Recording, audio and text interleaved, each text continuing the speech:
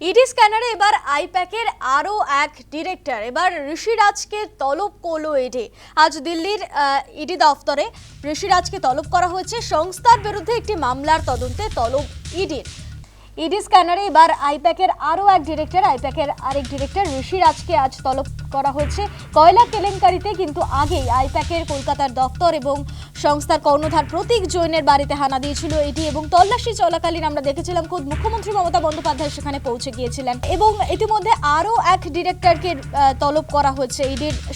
দিল্লির সদর দপ্তরে আজকে তলব করা হয়েছে ঋষিরাজকে, এবং ইতিমধ্যেই গতকাল দেখা গিয়েছে যে কর্মীদের 20 দিনের ছুটিতে পাঠিয়েছে সংস্থা। গতকাল মুখ্যমন্ত্রী মমতা বন্দ্যোপাধ্যায় তিনি বলেছেন যে যারা আমাদের পার্টির কাজ করে তাদের বলছে বাংলা ছেড়ে চলে যাও, আমরা ওদের চাকরি দেব, আমি একটি ছেলেকেও চাকরি ছাড়া করব না, কথা বলে নিয়েছি অভিষেকের সঙ্গে। গতকাল কিন্তু আমরা দেখেছি প্রচার সভা থেকে মুখ্যমন্ত্রী মমতা বন্দ্যোপাধ্যায় এই ধরনের কথা বলেছে, এবং ইতিমধ্যেই ভবিষ্যৎ নিয়ে দোলাচলে রয়েছেন বেশ কয়েকশো কর্মী।